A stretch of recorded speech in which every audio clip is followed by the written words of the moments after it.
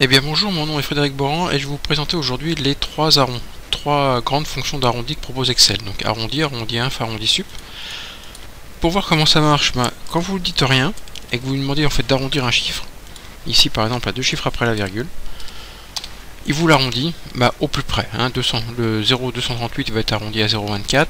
Si je mets 0,231, il va être arrondi logiquement à 23. Voilà. Donc l'arrondi, en fait, il arrondit au plus proche sans se poser de questions. Vous pouvez forcer l'arrondi en lui disant ce que vous voulez, en fait, un arrondi au plus... Bon, là c'est pareil. Vous pouvez lui forcer la main en disant tu m'arrondis au plus proche inférieur ou au plus proche supérieur. Donc ça, pour le voir, c'est très simple. On va copier, en fait, la formule qui est là. Donc là, et ici, je vais lui dire de faire un arrondi inf.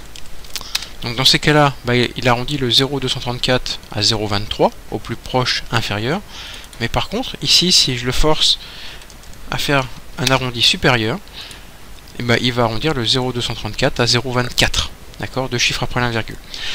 Petite chose intéressante avec les arrondis, c'est que vous pouvez le forcer à arrondir non pas après la virgule, mais avant la virgule, en mettant un nombre de chiffres, ici nombre de chiffres négatif. Donc par exemple, si vous mettez moins 2, il va arrondir à 200. C'est-à-dire que le moins 2, c'est à la centaine la plus proche, donc 174. Fort logiquement, c'est la centaine la plus proche, c'est 200. La centaine la plus proche inférieure, c'est 100 pour l'arrondi inf. Et vous voyez que l'arrondi sup, dans ce cas-là, lui, il arrondit à 200. Et si ici, je passe à 124,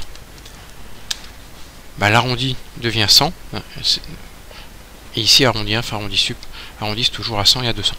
Voilà, donc ce qu'il faut retenir, c'est qu'arrondi, vous laissez la machine décider, et l'arrondi se fait au plus proche.